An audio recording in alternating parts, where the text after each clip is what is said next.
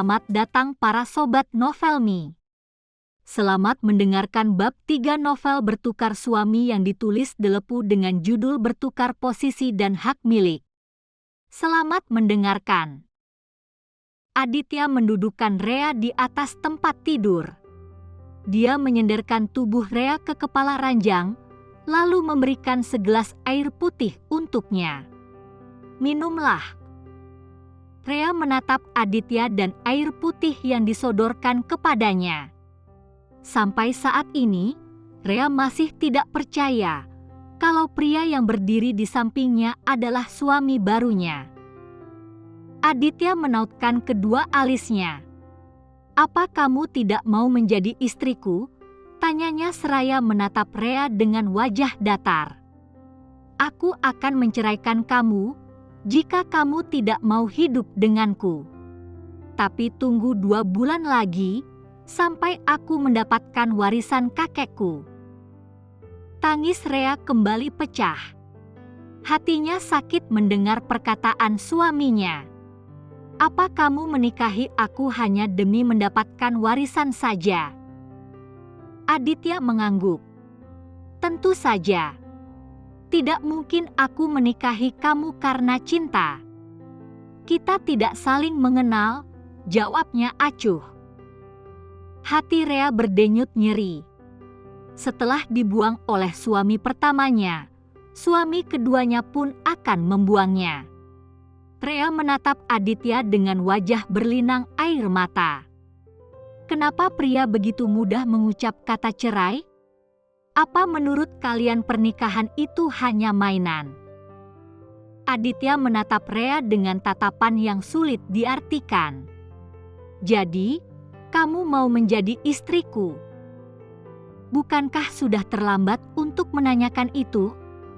Aku sudah sah menjadi istrimu secara hukum," ketus Rea. Aditya terlihat bingung. "Kamu benar. Seharusnya aku bertanya sebelum menikahi MU. Tapi tenang saja, semuanya belum terlambat. Aku akan menceraikan kamu. Jika, apa salahku padamu? Kenapa kamu juga akan menceraikan aku? Aku tidak mau menjadi janda untuk kedua kalinya," potong Rea seraya terisak. Aditya kembali terdiam. Tangannya mencengkram erat gelas yang dipegangnya. "Maaf, lalu apa yang kamu inginkan?" Rea menunduk seraya memainkan jari tangannya. Dia bingung. Hatinya masih mencintai Bram, tapi Aditya sudah menjadi suaminya. Rea juga tidak yakin untuk menjalani kehidupan rumah tangganya bersama Aditya. Tapi Rea juga tidak mau menjanda 2 kali dalam waktu singkat. "Entahlah. Aku bingung," gumam Rea dengan suara serak. "Minumlah dulu. Tenggorokanmu akan membaik setelah minum." Aditya kembali menyodorkan air di tangannya. Rea mengambil gelas dari tangan Aditya, lalu meneguk air minumnya hingga kandas. "Terima kasih," ucap Rea seraya mengembalikan gelas kosong kepada suaminya. Tok, tok, tok. Terdengar suara ketukan pintu. Aditya mengambil gelas dari tangan Rea, lalu menyimpannya di atas nakas. Kemudian dia berjalan menuju pintu dan membukanya. Nampak ibu mertuanya dan Bei Ijah sedang berdiri di depan kamar. Nena berjalan melewati menantunya. "Rea, ini barang-barang milik kamu dari rumah Bram. Dan itu barang-barang milikmu, Aditya," ucap Nena seraya menunjuk 2 koper yang dibawa Bei Ijah. Rea mengernyit. "1 koper saja, Mah." Rea turun dari tempat tidur, lalu mengambil koper miliknya dan membukanya. Rea terkesiap melihat barang-barang yang ada dalam koper. Mah, ini baju-baju lama Rea yang sudah tidak terpakai. "Barang-barang Rea yang lainnya di mana?" tanya Rea sambil menatap ibunya. Kamu itu seharusnya kamu bersyukur. Kakakmu masih mau memberikan baju-baju itu. Namanya juga bertukar suami. Otomatis bertukar posisi dan hak milik. Semua yang kamu miliki selama menikah dengan Bram, sekarang sudah menjadi milik kakakmu, jawab Nena. Rea tercengang. Dia tidak terima.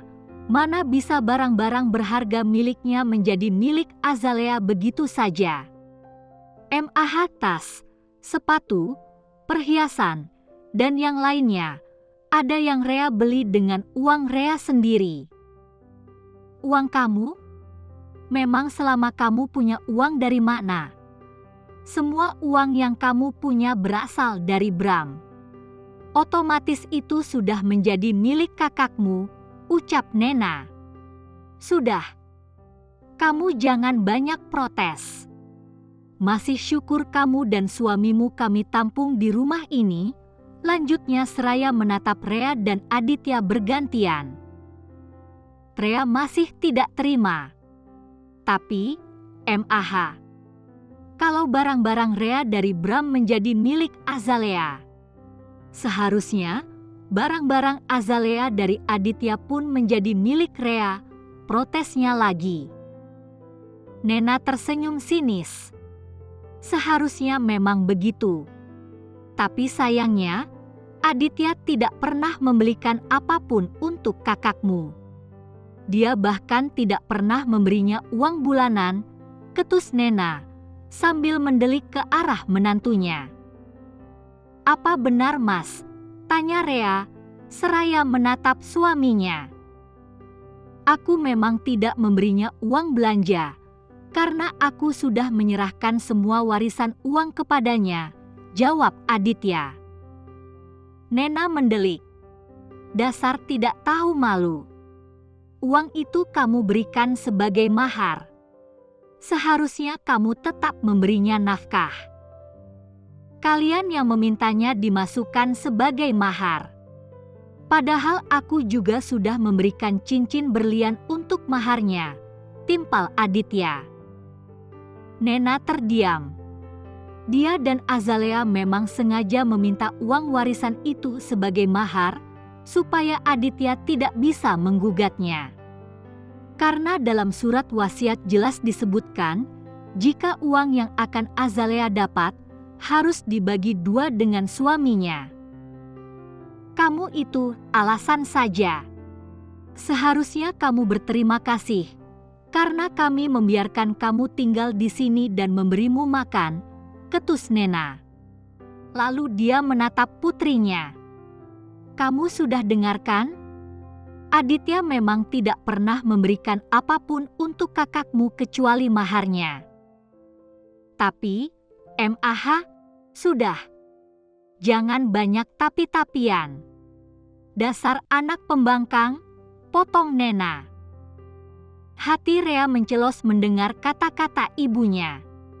Dia tidak bermaksud membangkang, Rea hanya ingin memperjuangkan haknya. Namun, Nena nampaknya tidak akan memberikan barang-barang miliknya. Nena menghampiri Rea dan mengambil satu gaun yang tadi dia selipkan di antara baju-baju Rea. Nanti malam, kamu pakai ini. Gaun ini milik kakakmu, Azalea sudah memakainya beberapa kali. Tapi ini masih bagus, lebih bagus dibandingkan baju-baju kamu yang butut itu, ucap Nena seraya menunjukkan gaun yang dia maksud. Nanti malam memang ada acara apa? Mah, tanya Rea. Tentu saja pesta pernikahan kakakmu dan Bram. Mereka menggelar pesta meriah di gedung. Banyak orang kaya dan terpandang yang akan datang. Bram memang menantu sempurna. Dia mampu mengadakan pesta untuk merayakan pernikahannya. Tidak seperti suamimu. Dia bahkan tidak bisa memberimu mas kawin. Nena menyindir Aditya. Hati Rea perih.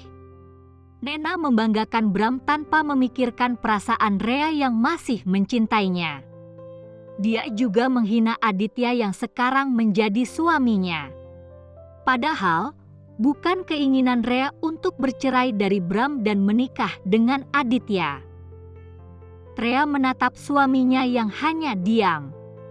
Wajahnya tetap datar dan tidak menunjukkan eksepsi apapun. Dia tidak terlihat marah ataupun tersinggung karena perkataan ibu mertuanya. Rea tidak bisa menebak apa yang ada di pikiran suaminya. Pokoknya, nanti malam kalian jangan membuat malu. Pakai baju yang bagus dan penampilan yang rapi, ucap Nena. Dia berbalik, lalu keluar dari kamar Rea diikuti Bei Ijah. Rea terduduk lemas di pinggir kasur.